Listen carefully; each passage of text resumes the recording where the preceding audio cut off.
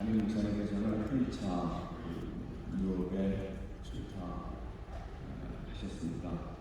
부족하지만 제가 썼습니다. 오늘 본 말씀에 의지해서 자제하는 삶의 중요성, 자제해야 된다라는 제목을 가지고 말씀을 드리도록 하겠습니다. 이 자제하는 삶이라는 주제는 원로 목사님이나 담임 목사님께서 자주 강조했던 주제 중에 하나입니다. 명성교회 보면 오직 주님이라는 주제를 생각하게 되지만 그보다는 못하지만 자주 강조됐던 주제가 자제의 삶입니다. 명성교회 교인들은 이러한 자제로 우선하면서 삶을 승리하는 모든 분들이 되시기를 바라겠습니다. 다윗은 먼저 엄청난 고통을 통해 훈련된 사람이었습니다. 다윗의 삶이 화려하고 순탄해 보이지만 그렇지 않습니다. 굉장히 어려움이 많은 삶입니다. 그에게는 양면의 훈련이 있었는데 하나는 외부적인 훈련이었고 또 하나는 내부적인 훈련이었습니다. 사무엘상 18장에 보면 이런 말씀이 나타나 있습니다. 이 훗날 여호와께서 부리시는 안경이 사울에게 힘있게 내리며 그가 집안에서 정신없이 떠들어대며 다윗이 평일과 같이 손으로 수금을 푸는데 그때 사울의 손에 참이 있는지라 그가 스스로 이르기를 내가 다윗을 타격하리라 하고 사울이 그 창을 던졌으나 다윗이 그의 앞에서 2번 피하였다. 이게 굉장한 말이잖아요. 사울이 2m 안팎이 되는 아주 거부인데 창을 던지면 엄청난 속도로 날아가는 창인데 그 창을 다윗이 2번이나 피했다는 본문에 있습니다. 이것 외에도 사울은 다윗을 바로에 걸쳐서 죽이려 했습니다. 엄청난 시련을 겪었던 사람입니다. 왕이 되기 전에 다윗은 정치의 쓴맛을 다 본 사람입니다. 정치가 무엇이고 그 패단이 무엇인지를 적나라하게 알게 되었던 것입니다. 그러한 다윗의 고통은 외부적인 고통만으로 끝나는 것이 아니고 내부적인, 내적인 훈련이 다윗에게 있었습니다. 사무엘하 18장에 보면 내 아들 압살롬아 내가 너를 대신하여 죽었다면 압살롬아 내 아들아 하였다. 이 장면은 여러분들이 다 아는 장면이라고 하는데 아마 다윗의 가장 사랑받았던 아들, 가장 준수했던 아들이 압살롬인데 반역을 아버지에 대한 반역을 했습니다. 그 아들을 죽일 수밖에 없는 상황이 됐는데 그 아들이 죽고 나서 다윗이 압살롬의 이름을 부르는 장면이 엄청난 고통이었다고 생각합니다. 정치라는 것은 피도 눈물도 없다라는 것을 다윗은 일찍 경험하게 됩니다. 이런 경험의 통로라니 그를 훌륭한 왕이 되게 하는데 일조하게 되는 것입니다. 아마 이런 연단이 없었다면 다윗도 사울과 같은 마음이 될 수밖에 없었을 것입니다. 제가 보기에는 사람은 훈련을 통해서 만들어지는 거예요. 절대 그냥 되는 사람이 없습니다. 고통과 시련 속에서 그것을 통해서 한 사람의 리더가 탄생한다는 것을 우리는 성경 말씀을 통해서 욥기 23장 10절 그러나 내가 가는 길을 그가 아시나 하나님께서 아신다는 것입니다. 그가 나를 단련한 후 내가 순금같이 되어 나오리라. 순금이라는 게 옛날에 성경에는 정금이라고 했던 우리가 순금과 같이 정제된 잘 훈련된 사람이 되기 위해서는 단련이 있어야 된다는 것입니다. 하나님께서 여러분들에게 고통과 시련과 이러한 훈련을 주시면 하나님께서 여러분들을 쓰시고자 하는 그러한 뜻이 있다는 것을 알아야 됩니다. 훈련이 없이 훌륭한 신자가 될 수 없는 것입니다. 훈련이 없이 하나님이 쓰시는 사람은 없다는 것을 분명히 아는 여러분들이 되시기를 바라겠습니다. 다윗은 이런 훈련을 통해서 핵심적인 덕목을 하나 얻게 되는데, 이 다윗이 훈련을 통해서 얻게 된 가장 중요한 덕목이 뭐냐 하면 자제력이라고 볼 수 있습니다. 이 자제력을 가질 수 있게 된 것입니다. 이 자제력이라는 말이 성경 가운데에는 절제라고 많이 번역되어 있습니다. 자제력이라고 성경에 많이 나타나 있지 않습니다. 거의 없는 것 같아요. 절제라고 번역되어 있는데 영어로서는 셀프 컨트롤이라고, 자기를 통제하는 그러한 힘이라고 말할 수 있습니다. 그래서 저는 이 셀프 컨트롤이라는 단어를 절제보다는 자제라고 번역하는 것이 좋다, 이렇게 생각합니다.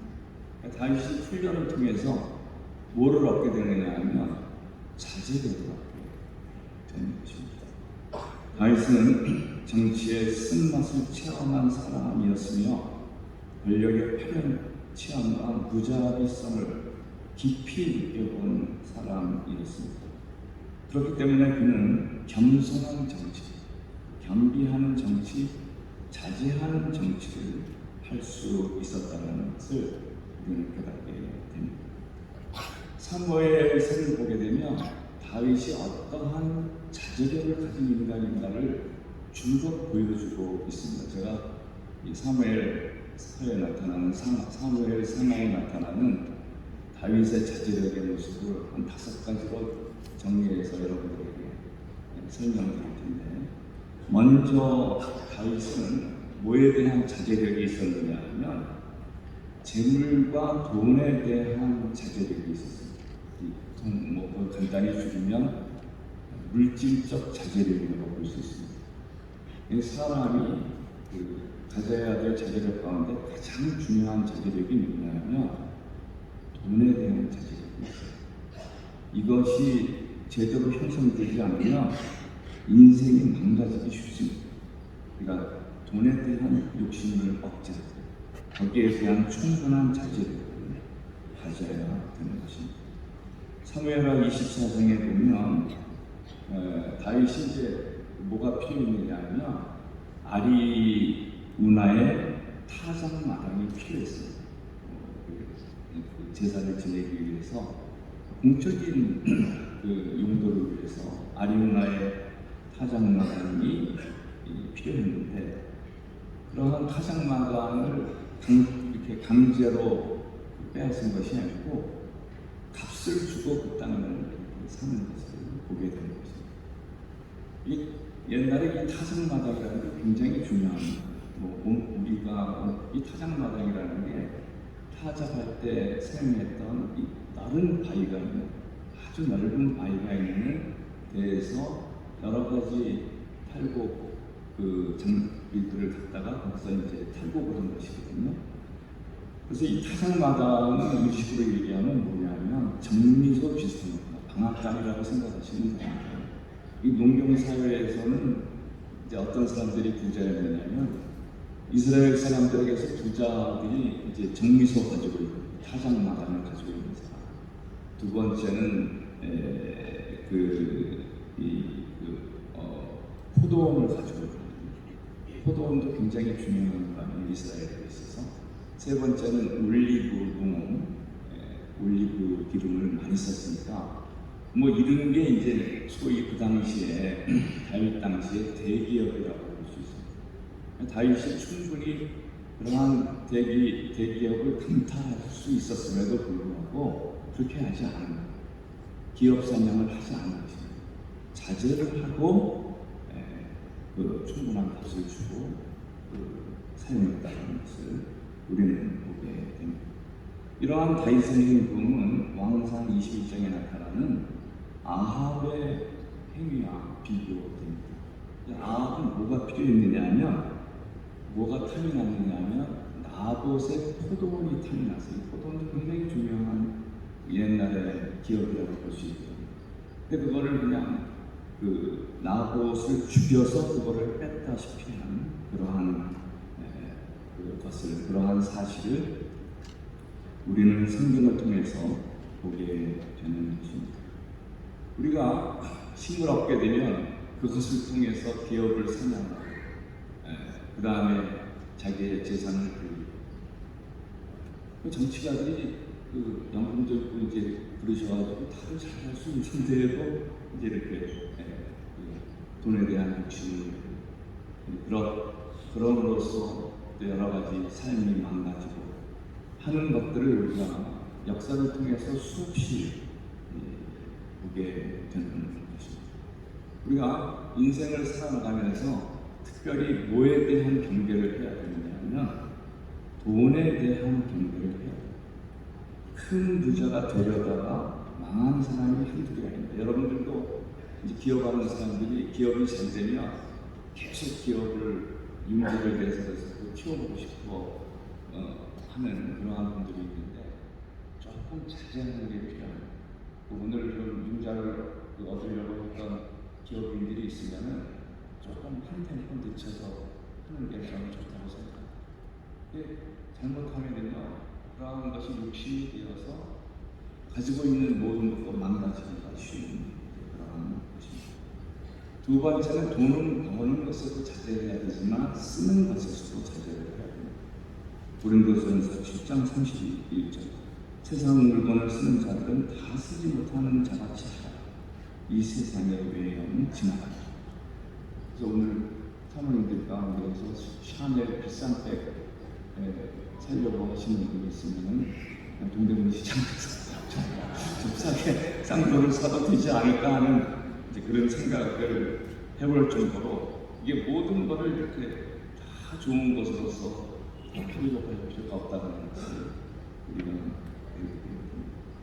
두 번째로 다윗은 어떤 자제력을 가졌느냐 하면 힘을 절제할 수 있는 사람이 됐어요. 힘에 대한 자제력을 가지고 있었습니다. 오늘 읽은 본문이 이제 그것을 잘 보여주는데, 다윗이 목마르다가 되니까 자기 밑에 있는 신하 3명이 적진을 돌파해가지고 적 가운데 있는 우물물에서 물을 길어다가 그걸 떠가지고 누구한테 준 거예요? 다윗한테 준 거예요. 여러분, 그거 쉽지 않습니다. 적진을 세 장군이 돌파해서 2명은 그냥 적들을 돌파하고 1명은 두레박으로 물을 비우고, 아마 만신창이가 돼서 거의 왔을 거라고 생각합니다. 자기의 왕을 위해서, 이 다윗이 신하로부터 굉장히 사랑을 받던 왕이었고, 물이 먹고 싶다 했더니 신하들이 그걸 돌파했어요. 저는 옛날에 조자룡이 유비의 아들을 끼고 적진을 돌파했던 장면을 여기에서 이제 생각하게 되는데, 아무튼 굉장한 것입니다. 그때 다윗이 그 물을 받고 어떻게 했다라는 거예요? 꿀꺽꿀꺽 마셨다라는 거예요? 땅에 버렸다. 땅에 버렸다라는 것입니다. 네? 여기에 뭐라고 되어 있느냐면, 다윗에게로 왔으나 다윗이 마시기를 기뻐하지 아니하고 그 물을 여호와께 부어드리며 이르되, 여호와여, 내가 나를 위하여 결단코 이런 일을 하지 아니하고. 굉장한 자제력. 목마를 때 당연히 물을 마시고 싶은 것이 먹지 않는, 내가 이렇게 신하의 희생 위에 군림하는 왕이 되지 않겠다 라고 결심을 하면서 그 물을 땅에 부었다고 있습니다. 마태복음 20장에 이런 말씀이 있습니다. 예수께서 제자들을 불러 가라사대, 이방인의 지존자들이 저희를 어찌로 주관하고 그 대인들이 권세를 부리는 줄을 너희가 알고, 너희 중에는 그렇지 아니하니 너희 중에 누구든지 크고자 하는 자는 너희의 뭐가 되어야 된다? 섬기는 자가 되어야 된다. 그러니까 대통령이 가장 큰 모습이 되어야 된다. 그러한 그 내용을 성경이 이 다윗의 일화를 통해서 전해주는 것입니다. 항상 그 원로 목사님께서도 힘을 가질수록 조심해야 된다는 말을 제가 보기에는 10번 이상은 저는 좀 설교 중입니다. 그러니까 힘이라는 것이 언제나 힘을 가지려면요 위험해지는 거죠. 그래서 힘을 가졌을 때 언제나 그 힘을 남용하지 않도록 자제하는 것이 굉장히 중요한 것임을 다시 한번 깨닫는 여러분들이 되어야 되겠습니다. 힘을 가질수록 조심하고 자제해야 해요. 어떤 사람들은 힘이 있다고 자기 그 부하한테 함부로 얘기해요. 집에서 그저 폭력을 행사하고 이런 분들이 있어요.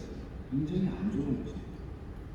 절대 상대방에 대해서 섬기는 마음을 가지고 겸손하게 살아야 된다는 것을 우리가 이 말씀을 통해서 다시 한번 세 번째로 다윗은 뭐를 자제했느냐면요. 세 번째도 중요합니다. 여러분들이 첫 번째는 뭐를 자제해야 된다는 거예요? 네? 물질. 두 번째는 힘을 자제. 세 번째는 뭐를 자제해야 되느냐? 세 번째 다윗의 삶에서 우리가 배우는 것은 세 번째의 자제는 보복을 자제해요. 원수 갚는 것을 함부로 해서는 제가 이렇게 살다 보면 너무 원수에 대해서 두려워할 필요가 없다는 걸 여러분들에게 말씀드리고 싶습니다. 원수들이 눈을 부라리고 우문사자와 같이 덤벼들면 무서울 때도 있지만 절대 무서워할 필요가 없어요. 보복을 누구한테 맡기라는 거예요? 하나님께 맡깁니다. 하나님이 금방 정리하십니다. 저도 이 삶을 통해서 이거를 아주 그냥 깊이 깨달았어요. 절대 스스로 내가 판단해서 보복을 해서는 안 돼요. 여러분들도 인생을 살아가면서요, 싫은 사람 생길 수 있는 거죠. 미운 사람 생길 수 있고 원수 생길 수 있는 거죠. 그렇다고 할지라도 스스로 보복하라는 거에 보복하지 말라. 보복하지 말라. 그냥 놔둬. 때가 되면 정리됩니다. 그냥 그 지면 정리되는데 시간이 얼마 안 가요. 한 50년이면 정리됩니다. 길게 가자. 그 시대 속에서 다 끝나는 것입니다. 그러니까 보복을 자제하지 않아요. 그러니까 이 다윗이 어느 정도로 보복을 자제하지 않았냐면 사울을 죽일 수 있었어요. 죽일 수 있었지만 그 머리 곁에 있는 창과 물병을 이렇게 보여주면서 내가 죽일 수 있었지만 안 죽였다. 이렇게 하는 거죠. 어떤 때는 옷깃을 이렇게 그렇죠? 옷깃을 잘라다가 내가 너를 죽일 수 있었지만 근데 여러 번에 걸쳐서 그 죽일 기회가 있었지만 죽이지 않았다.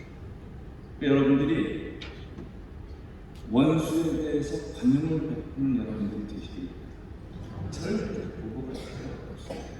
하나님이 알아서 하시면 되는 것입니다.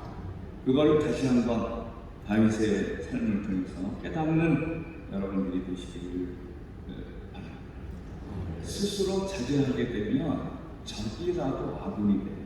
그 원리를 잘 알아야 돼요. 사람이 인생을 사는 중요한 요령 가운데 하나가 적군을 아군으로 만드는 거예요. 이게 언제나 정치라는 것은 언제나 적이 아니고 언제나 동지가 아니에요. 바뀔 수 있는 건데 어떤 기술이 우리에게 있어야 되냐면 적을 아군으로 만드는 기술이 있어요. 그러려면 뭐를 안 해야 되냐면 보복을 안 해야 됩니다. 아니 다윗이 보복을 해봤어요. 했다고 하면은요 미갈이 다윗을 도와주고 있습니다. 미갈이 사울의 딸입니다. 요나단이 다윗의 친구가 되겠습니다. 다윗은 왜 살 수 있었느냐 하면 적 속에 아군이 있었기 때문에 살 수 있었던 사람. 미갈이 있었고 요나단이 있었기 때문에 다윗은 목숨을 부지할 수 있었던 사람입니다. 여러분들에게 특별히 얘기하고 싶은 것은 언제나 적이 아니고 아군이 아니라는 것을 깨닫는 여러분들이 되시기를 바라는 것입니다. 다음에 네 번째로 우리가 뭐를 하는 것이 중요한 거냐면 도덕적 자제를 해야 하는 것입니다. 어떤 사람들은 우리가 상당히 의인인 줄 알고 너무 그냥 뻐기면서 사는 사람들이 있는데 사람들이 그렇지 않습니다. 성경의 원리는 뭐예요? 이 세상에 의인이 있다라는 게 없고 의인은 없나니 하나도 없다. 의인은 없나니 한 30명은 있다. 이게 아닙니다. 성경이 말합니다. 홀이라도 하나라도 없다. 우리가 이러한 성경 말씀에 언제나 우리를 비춰서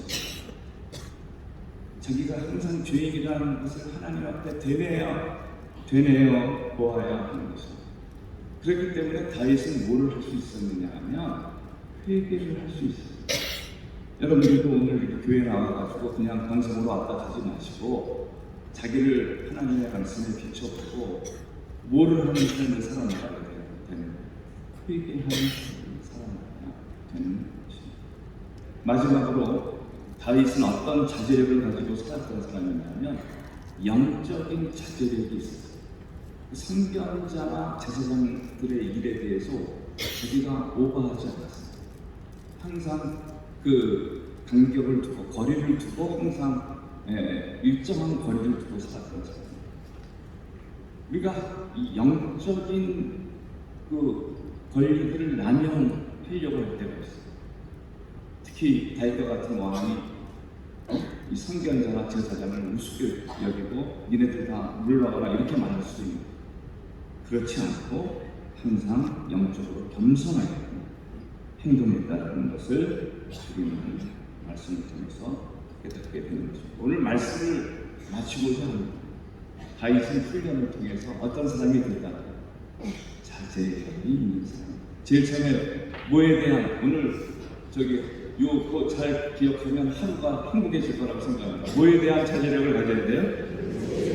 두 번째는 힘에 대해, 세 번째는 보복에 스스로 보복하십니다. 도덕적 자제력, 영적 자제력을 가져야 돼요. 제가 오늘 여러분들에게 말씀드리고 싶은 것은 훈련이 없는 성공은 없습니다. 언제나 진정한 성공은 훈련을 바탕으로 해서 되는 것이라는 것을 다시 한번 여러분들에게 강조합니다. 그러한 훈련을 통해서 자제력을, 욕심을 억제하면서 조금 모자른 듯이 사는 것이 지혜로운 삶이라는 것을 오늘 말씀드리면서 오늘 특별히 돈을 크게 벌려고 지금 결심했던 사람들은 조금 적게 벌려고 새롭게 계획을 짜는 여러분들이 되시길 바라겠습니다. 다 같이 기도하시겠습니다. 하나님, 오늘 다윗의 삶을 통해서 그가 얼마나 어려운 삶을 살았다는 것을 다시 한번 깨달았습니다. 고통이 없는 성공은 없습니다. 훈련이 없이는 참된 리더로서 성장할 수 없습니다. 하나님의 이러한 훈련을 달게 받으면서 삶의 행복을 이루어 나가는 모두가 되게 하여 주시옵소서. 이 모든 말씀 예수 그리스도의 이름으로 간절히 기도했습니다. 네, 할렐루야. 나도 내일은 5개 대지를 가져옵니다. 혹시 교수님은 이렇게 하나 그런 면으로 아주 오늘 참 자제력에 셀프 콘 은혜를 받았어요. 새벽에 나오니까 이렇게 좋은 거. 동대문 시장에 가가지고 이 작은 사 꼭 이렇게 좋은 거 사지 말고 자제력이 있어요. 항상 재래시장 가. 자제력이 있어요. 신경질 내지 말고 손도 길었다. 그거 자제력 못하면 돼요. 아멘.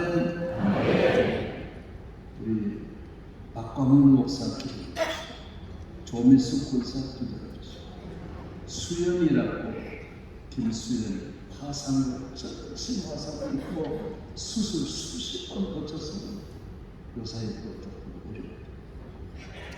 결혼하고 이러는데도 아주 조금 기도 수연 김수연 베트남에 가서 오토바이 타고 가다가 우리 집사님 그 남동생에게 혼수 상태 배달하다가 그런데 어제 의식이 회복돼. 용진이 기도해 주시오. 담임 목사를 위해서 기도해 주시오. 다 설교 은혜 받았지만은 여러분 기도하고 마치.